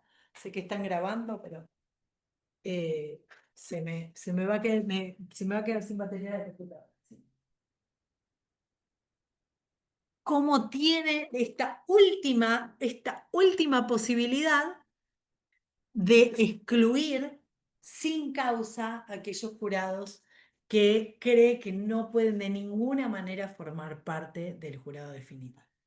Entonces, discúlpenme, pero era lo último que tenía para decir, para empezar el debate y las preguntas, pero lógicamente es esta visión tan novedosa, ¿no? De cómo trabajar con el juzgador. Una vez que termina la audiencia de Guardir, eh, se invita, y acá vuelvo a tomar las palabras de Bene cuando decía, bueno, ¿cómo haces para no ofender a nadie y demás? Y decís, bueno, señores, miren, el número tal, el número tal, el número tal, el número tal, se pueden retirar, no van a formar parte del sorteo definitivo, pueden retirarse.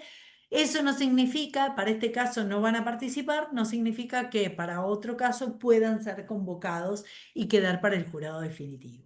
Entre los restantes, en general se hace un sorteo, como decía, random, aleatorio, un sistema de sorteo, donde quedan conformados, en el caso de la provincia de Buenos Aires son 18, ¿sí? 9 varones, 9 mujeres, 6 para los jurados definitivos, 6 y 6, y el resto como suplentes. Así que ahí empezaría, y ahí se le toma juramento de ley, el juramento del jurado, no juramento de decir verdad, sino ya el juramento del jurado, y ahí comenzaría formalmente el debate como todos los conocemos. ¿Sí? La diferencia es que vamos a estar litigando frente a 12 ciudadanos, 12 vecinos y 12 personas que no conocen el caso y que de alguna manera no, si hicieron los litigantes bien su trabajo, no tienen ningún interés personal en lo que, en el final, o en el caso o en el conflicto que se les trae a decidir. Así que bueno, ahora sí. 4:30, así como para también dar tiempo a una actividad ulterior que hay que sigue en la escuela, a disposición para cualquier Mariana, pregunta que me quieran hacer. No Mariana, sé quién me como para... habló. Yo, bueno, Ah, Bene, sí. listo. Ya, Mariana, perdón que te tuteo, pero bueno, nos conocemos de hace No, ya mucho. hay confianza, por favor, me pueden tutear. Me hacen sentir Eh, grande si no. en realidad, como para recapitular, es una audiencia que se litiga. Lo que pasa es que cuando vos hablas de teoría del caso, no es que, sino que vos cuando hablas de teoría del caso es a los fines de formular las preguntas, a los fines del cuestionario, para que no haya confusión, pues si no, empieza el juicio antes de el alegato de apertura y empieza en la audiencia de voir No, no, claro, No, vos pero la está teoría del bueno. caso vos no estás obligado a exponerla. Vos la Por teoría del eso. caso la tenés que tener como guía, por ejemplo, el ejemplo que da Andrés Harfuch en su libro, en el libro que es la ley del año 2013, de la ley de jurados comentada de la provincia de Buenos Aires, él pone el caso, cita el caso de O.J. Simpson, ¿sí? Donde en realidad la prueba, la prueba fundamental para la acusación era el ADN en el bat, en un bat de béisbol, en el guante, viendo en el guante. Eh, el ADN en el guante con el cual golpea a la mujer, ¿sí? Era una prueba pericial, una prueba, pero prueba categórica para fundar la culpabilidad, ¿sí? Y el voir dire versó sobre eso. El voir dire de ambos litigantes tenía que ver, por ejemplo, ¿suelen hacerse chequeos médicos periódicos? Sí. ¿Suelen confiar en los resultados de los informes médicos de laboratorio? ¿Alguno ha tenido una experiencia de un diagnóstico mal dado? ¿Alguno ha tenido experiencia de tener que repetir los análisis clínicos? A ver, todo eso para qué estaba centrado, para identificar que algunas personas, sí, bueno, yo en realidad a mí me dieron tal diagnóstico, era otro, entonces, por lo menos identificar a aquellas personas que a lo mejor tuvieran desconfianza en No, la- yo, un yo lo que análisis. digo ¿Entendés? es que para que quede claro. Sí, no, no, no, sí, a mí me queda claro, pero para que quede claro bien que no es cuando, porque muchas veces por ahí se puede malinterpretar lo que es litigar esto, lo inherente a la deselección del jurado, y no la teoría del caso, no es un comienzo del juicio antes de la No, etapa no, no, oportuna. no, Y no. después, los jurados a la audiencia, ¿entran 40, 50 personas o lo hacen en bloques más reducidos? No, nosotros ingresamos a todos, ingresamos a todos. Bien, Miren, la verdad que tiene que ver mucho con cómo va a funcionar después la OGA en cada jurisdicción. Cuando yo estudié jurados en Estados Unidos, el juez que iba a hacer el juicio por jurados le pedía a la OGA diciendo, bueno, para el día 14 de octubre yo necesito 60 personas. Y así todas las diferentes cortes de la jurisdicción le pedían a una oficina de gestión, una oficina de audiencias, que cuántos jurados iban a necesitar, candidatos, ¿no? Entonces, llegado el día, lo que hacía la OGA era citar a 250 personas, por ejemplo. Entonces llamaban de la corte, porque allá en lugar de tribunal se llama corte, ¿no? De la corte número 3 y decía, bueno, mándenme a 40. Entonces decían, bueno, fulanito, menganito, vayan a la corte número 5. Ustedes vayan a la corte número 12. Entonces se organizaban y la corte al momento de empezar el guardir convocaba a todas esas personas. Nosotros en mi jurisdicción, en general el guardir se toma en ese grupo de 60, no es que se hacen grupos, no, no, no. ¿Sale? Esos 60 se suelen dar los formularios, es algo que agiliza un montón el trabajo para los litigantes y después quedan sometidos a los interrogatorios tal como yo les conté, ¿sí? Yo sé que amigos nuestros o conocidos nuestros hacen un bardir mucho más exhaustivo y profundizado y le preguntan mucho, mucho, tratan de conocer a cada uno de los potenciales jurados y es un trabajo que dura muchísimo más tiempo.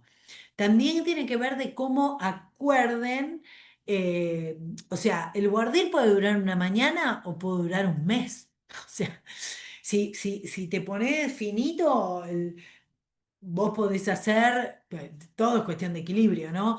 Pero vos podés darle, si los litigantes te lo piden, y verá el juez qué resuelve de cuánto tiempo da para hacer el guardir si las partes le piden más tiempo.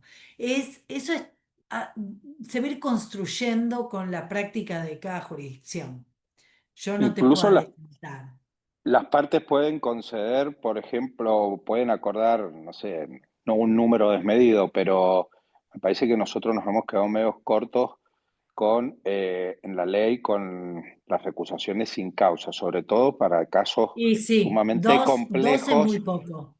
Dos me parecen poco, Sí, con lo cual se dos pueden es poco. normalmente llegar a un acuerdo, decir, bueno, estamos de acuerdo y le plantean al juez que vamos a cuatro cada parte, vamos a tener de recusaciones sin causa.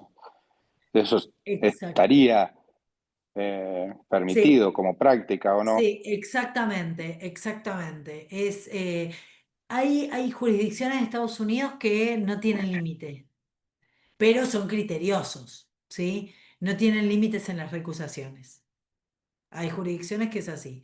Dos me parece bastante poco, en lo que mi experiencia, mi corta experiencia, porque chicos, acá estamos todos aprendiendo, ¿eh?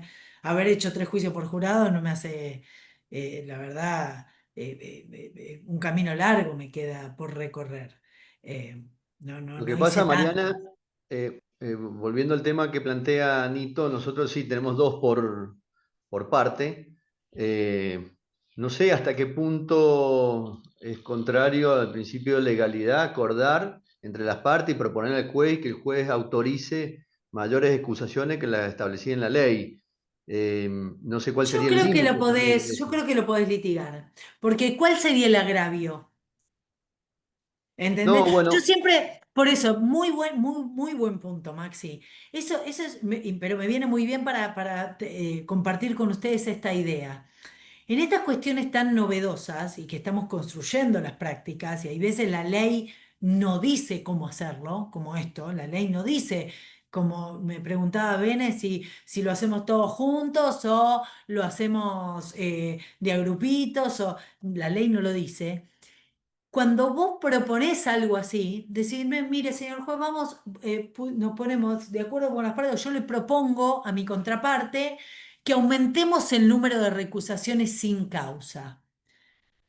Y el juez lo resuelve. La pregunta que vos te tenés que hacer como juez, y vos como litigante para plantearlo, ¿no? Si sos alguien serio, es, ¿cuál sería el agravio de aumentar el número de recusaciones sin causa, aunque la ley las limite? Buscás más imparcialidad, en definitiva, no hay agravio. Claro, Eso claro. O es, y sea, si es por eso, nuestro código, vos lo sabés muy bien, que no permite el contrainterrogatorio con preguntas sugestivas. sí, eso es rarísimo, eso es rarísimo.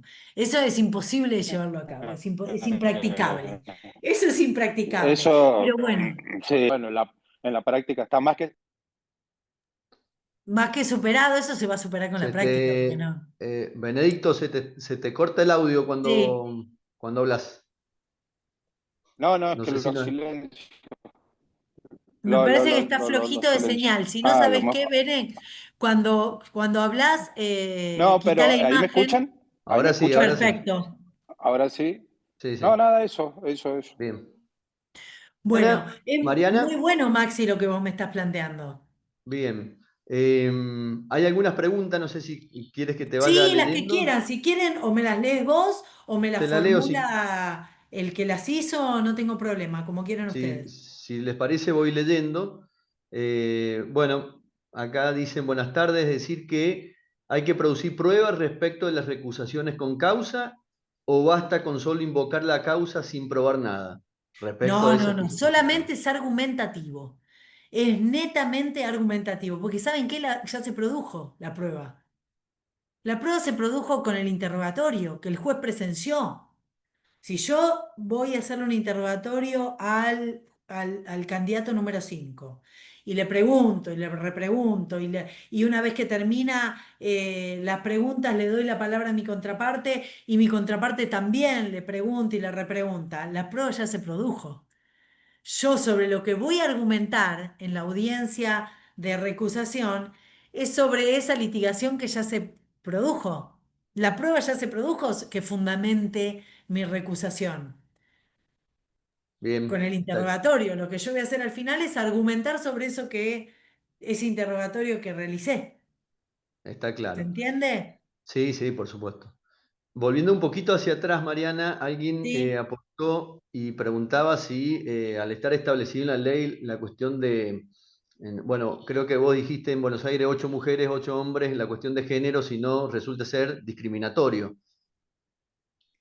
Y para mí sí, es discriminación negativa, o sea, es, para mí... No sé si tiene mucho sentido. Yo insisto que esto, o sea, la paridad de género es discutida en términos de meritocracia, en un montón de cuestiones. Yo la tengo bastante discutida o criticada, pero es una opinión personal, chicos. Por favor, tómenlo como una opinión personal. Yo agradezco que me den la libertad de dar mi opinión, pero no es la compartida por muchos. Sí entiendo que una integración más heterogénea da mucha más riqueza a la discusión y potencia la deliberación, a lo mejor de las diferentes miradas que pueden tener un hombre de una mujer y los diferentes valores y las diferentes, justamente, esta heterogeneidad es muy enriquecedora en los términos de la deliberación final que se le exige al jurado una vez terminado el juicio. Puedo entender eso. Ahora, no creo que esto de eh, este requisito tenga que ver con la imparcialidad del jurado, ¿sí? Insisto, o sea, el género no tiene nada que ver con la imparcialidad, para mí, pero me parece que puede ser rico. Voy a encontrar, voy a hacer de bueno y de malo, ¿no? El angelito y el diablito. Y bueno, el angelito me dice, bueno, pero provoca esta heterogeneidad, lo que les acabo de decir, ¿no? O sea, provoca una visión más amplia, la visión desde el lado femenino, desde el lado masculino, para fortalecer la deliberación. Y el malo me dice, bueno, no tiene nada que ver con la imparcialidad. O sea, es un poco y un poco. No, no tengo una respuesta categórica, es una opinión, pero que el tema de la paridad de género en la composición de los jurados son requisitos en la mayoría de las leyes argentinas. Bien. Mariana, otra pregunta. Dice una consulta. ¿Puede oponerse un litigante a la recusación de uno de los jurados? Sí, por supuesto. Siempre a las recusaciones con causa. Las Claro, recusaciones sin causa no se puede oponer porque no tiene fundamento para oponerse. claro. Y está establecido por la ley esa posibilidad.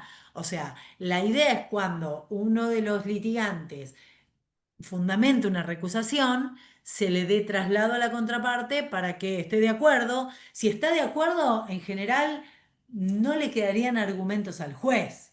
Sería demasiado arbitrario desde mi punto de vista que el juez, si el defensor no quiere y el fiscal no quiere, yo diga no, que entre igual, no le hago lugar a la recusación, salvo que advierta una cuestión de discriminación.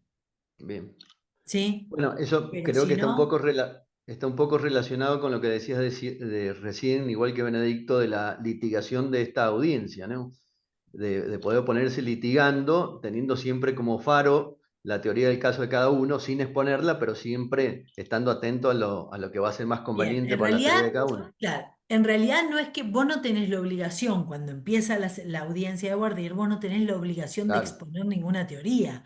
Vos lo que estás así, ahí trabajando es que vos vas a tomar letra de la teoría del caso para identificar cuál es el valor que vos querés buscar en las personas.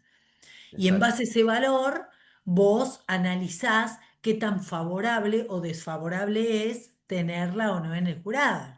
¿Sí? Bien, sí, sí. Ahora, al momento de la litigación que vos hacés, de las recusaciones, que es la audiencia técnica que haces en intimidad con el juez con las partes, ¿sí?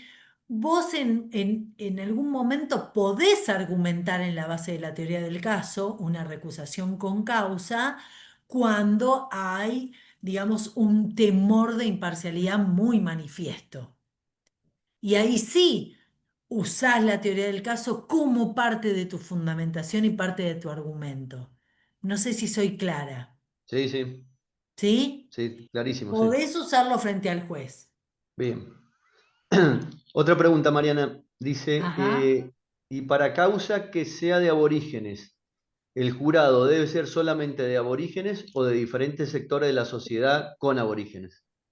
No, la verdad que todo lo que tiene que ver con pueblos originarios, bueno, Chaco ha sido pionero, me imagino que tanto Emilia como Víctor les Sí, habrá contado, sí, algo les nos habrán dijeron. transmitido, esto sí es sumamente novedoso, pero tiene que ver con los orígenes del jurado y una cuestión histórica de realmente ser juzgado por tus pares. Entonces, muchas veces los valores y las cuestiones que se ponen en juego en tribus, en tribus originarias o en poblaciones de pueblos originarios, esta cuestión cultural, la verdad que sí, amerita que todos los potenciales jurados sean aborígenes. Después, lo que se puede ver es cómo se preparan los litigantes o quiénes son los quienes litigan este tipo de casos, ¿sí? Y ahí tendrá que ver con decisiones de política criminal de los ministerios públicos, ¿entendés? De cómo quieran distribuirse el trabajo, por ejemplo y sacando de las poblaciones aborígenes, pero llevándolo a otro ejemplo. Hay fiscales especialistas en cuestiones de género o fiscales especialistas en delitos de narcotráfico. ¿Sí? Entonces, a lo mejor quienes van a litigar van a ser ellos en cuestiones de juicios por jurados de pueblos originarios. A lo mejor los litigantes pueden tener que tener determinada formación o especialización en este tipo de temáticas. Pero bueno, va a depender, es una decisión, insisto, de política criminal y organización de los ministerios públicos. Bien, está claro. Otra pregunta, Mariana. Sí. Te hago Dice la una pregunta, recusación. perdón, Max. Sí, sí, sí, dale, Benedicto. No. No, te quería preguntar si en las instrucciones del juez en esta audiencia podría incorporar o no es recomendable lo que tenga que ver con la perspectiva de género. Sí, muchas veces se litiga el tema de perspectiva de género. Eh, Pero a acá ver, verlo como no, no, no, pará, como vamos una a ordenarnos. instrucción. Es una audiencia de selección de jurados. Claro. Lo que tiene que ver con perspectiva de género es parte de la obligación que tiene el juez por un mandato convencional de debida diligencia, ¿sí? De que todas las instrucciones que se dé al jurado ya definitivo y todo para resolver el caso, o sea, las instrucciones estén brindadas con perspectiva de género. Pero porque es un mandato convencional y forma parte desde las instrucciones que en todo momento va a dar el juez. Esto no quiere decir dar un curso de género. Lo que quiere decir que la perspectiva de género, esta visión de género, tiene que estar íncita en todas las instrucciones que dé el juez técnico al jurado, ¿sí? Porque es parte de lo que la obligación del juez de ser auxiliar del jurado y ponerlo en conocimiento del derecho aplicable al caso, ¿sí? Y del derecho aplicable a los juicios. Los jurados no conocen la ley, los jurados no conocen el derecho. Es mi obligación, como juez técnica, auxiliarlos en este sentido. Y es mi obligación, así como le explico los mandatos constitucionales, que puede ser el principio de inocencia, que puede ser la duda razonable, que puede ser el derecho probatorio, la perspectiva de género, que no es la cuestión de violencia de género puntual, ¿no? La perspectiva de género entiendo que también es transversal a cualquier tipo de delito, que no tiene que ver con delitos donde exclusivamente se traten cuestiones de género. Para mí la perspectiva de género es transversal a cualquier tipo de delito y aplicable a cualquier tipo de delito. En mi interpretación, en lo que es el control de convencionalidad como juez, mucho más amplio que el caso de género puntual. No sé, Bene, si te contesté a la pregunta. Sí, sí, ¿Sí? sí. Bueno, Bien. me alegro. No Una sé si Mariana, muy pregunta. preciso, pero... te leo Maxi, otra pregunta, Mariana. ¿sí? Dice, la recusación con causa denegada por el juez técnico puede ser intentada nuevamente como recusación sin causa. Exactamente. Claro, Por eso también el juego estratégico, claro. que el jurado, el potencial jurado, como yo estoy haciendo el voir dire, ¿no? Y de alguna manera hay un candidato que decís, wow, este es mi candidato. Lo que tenés que tratar, primero que no te lo identifique la contraparte, porque te lo va a sacar sin causa. Y después esta posibilidad que te da la ley, que es la pregunta del colega, que decir, bueno, y aquel que el juez me lo rechazó, la recusación, ¿lo puedo recusar sin causa? Sí. Sí. Bien, Las recusaciones con causa son indefinidas. O sea, no hay un número. Vos podés hacer todas las que bien, quieras. Las claro, recusaciones con causa están limitadas, ¿sí? bien. Salvo que esta idea novedosa de Maxi ¿Puedo hacer de una pregunta? mitigar que haya más, pero Sí, si no están limitadas. sí, no sé Y, quién quería hacer una pregunta. sí, Una pre- adelante. Yo, doctor Blackman Aguirre, Bien, Hola, doctor. Rodrigo, ¿cómo justamente, estás? ¿cómo le va, doctora? Un gusto escucharla. Bien, muy bien. ¿Sabés Justamente en qué? relación Rodrigo, no te a estoy... esa pregunta anterior, Sí. ¿por qué no se... Sí, por ahí porque se deja abierta, ¿no es cierto?, la vía ante una oposición de, por ejemplo, de la defensa sobre uno de los jurados. Si el juez resuelve tenerlo como aceptado o como incorporado, digamos, como,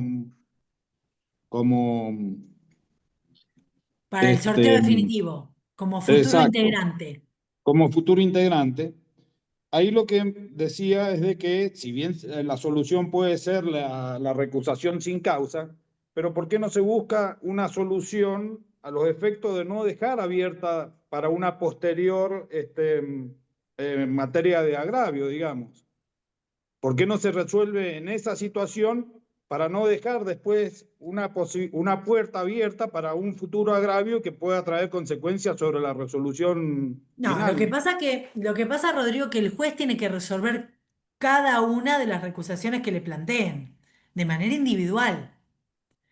Frente a esa resolución del juez, que puede aceptar o no aceptar esa recusación, muchas veces las partes pueden estar de acuerdo, pero muchas veces las partes no pueden no estar de acuerdo. Y frente al pedido de recusación de la fiscalía, la defensa te dice, no, yo no estoy de acuerdo con el argumento que está dando el fiscal porque me parece que es un sesgo discriminatorio. Y ahí el juez, frente a uno que le pide una cosa y otro que se niega, el juez tiene que resolver si concede o no, hace lugar o no esa recusación. Frente a esa decisión del juez, que es definitiva en ese momento, en el caso de terminado el juicio, puede usarlo como agravio. Y Claro, parte del Bien, fundamento puede ser, de la manera que el juez resolvió las recusaciones, tuvo una incidencia directa en el veredicto de culpabilidad y ahí fundamentarlo. ¿Se entiende a lo que voy? sí, Pero sí, esto que quiero que les quede claro, frente a cada recusación, el juez debe resolver, debe sustanciar y debe resolver de manera individual. Entonces, como notifica a las partes in situ y en el momento, ¿sí? De alguna manera, ahí pueden formular protesta frente a esa resolución. ¿O no? ¿Se bien. entiende, Rodrigo? Ahora, Sí, sí, es terminadas claro. todas las recusaciones con causa, se habilita la etapa de las recusaciones sin causa. Qué Bien. sencillita. No quiero al jurado 5 y no quiero al jurado 30. Listo. ¿Y usted? Yo no quiero al jurado 15 y no quiero al jurado 20. Listo. Se los excluye. claro. Ahí no Perfecto, hay muchas gracias. nada, no hay ni traslado, ni sustanciación, ni resolución. La ley es lo que autoriza la ley. Y me veo obligada a excluir del sorteo definitivo para integrar el jurado a esos jurados que han recusado sin causa. ¿Se Perfecto. entiende? Sí, ¿Fui clara? Bueno. muy clara. Bueno, Bien. chicos, ¿tengo tiempo para una preguntita más? Bueno, a ver que entraron varias. Acá dice, hipotéticamente un delito en donde el victimario es un reconocido personaje muy vinculado al poder político, se tiene la intuición que el juicio por jurado puede volcar hacia lo injusto. ¿Cómo se sale de esa situación? Se lo recusa. Claro, Sí, inmediatamente. bien. Inmediatamente. Bueno, Mariana, no sé si Karina, la doctora García Nieto debió retirarse. Sí. Estamos sobre la hora como para dar el cierre. No sé si les parece, Karina, Sí, Lorena. sí, está bien, doctor, me parece perfecto. Bueno, Mariana, doy el cierre. No sé si vos querés agregar algo más. Sí, no, únicamente, bueno, esto fue una charla muy corta, podemos trabajar ampliamente con esto y esto se aprende haciéndolo, litigándolo, y bueno, si Dios quiere tendremos oportunidad de avanzar en esto y bueno, muy agradecida siempre por el cariño, por el respeto, por darme el espacio también de compartir esto que a mí me apasiona y aparte con todas sus preguntas y todos sus cuestionamientos, también me ayudan a mí a detectar todas estas cuestiones que pueden suscitarse en la práctica concreta. Así que bueno, no más que palabras de agradecimiento, mi cariño para todos. Veo un montón de caras amigas que sería muy injusto mencionarlos a todos porque hay alguno que se me puede escapar, pero sí, muy feliz de compartir este ratito con ustedes.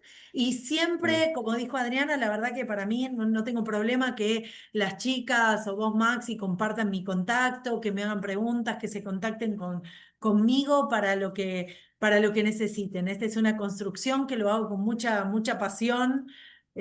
Así que, bueno, un verdadero placer y, bueno, un fuerte abrazo para todos. Así que gracias. bueno, Mariana, acá agradecerte, por supuesto, por tu muy valiosa presentación que nos has dado y compartir tus experiencias, sobre todo en jurisdicciones como la nuestra, que intentamos ingresar en estos institutos nuevos, pero siempre, no solo por tu sapiencia, sino de experiencia, también nos ha quedado muy claro un montón de cosas. Han quedado un montón de preguntas en el Sí, tintero, por disculpen, supuesto. chicos, No, disculpen, no, pero pero bueno, bueno, las hemos podemos aclarado. canalizar en otra oportunidad, por Por supuesto. supuesto, hemos aclarado la Corte debe usar la plataforma ahora para otra Claro. especialización, así que estamos acotados por el tiempo. Así que agradecerte nuevamente, Mariana, muchísimas gracias por esta exposición que ha sido con la claridad que siempre te caracteriza y bueno, esperando poder volver a encontrarnos.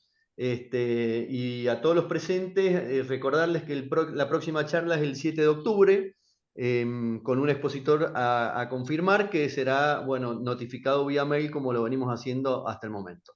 Bueno, Mariana y a Bueno, todos los presentes, muchísimas gracias. Hasta adiós. luego. Gracias a todos, cariños. Hasta luego. Adiós. Adiós. Besos grandes.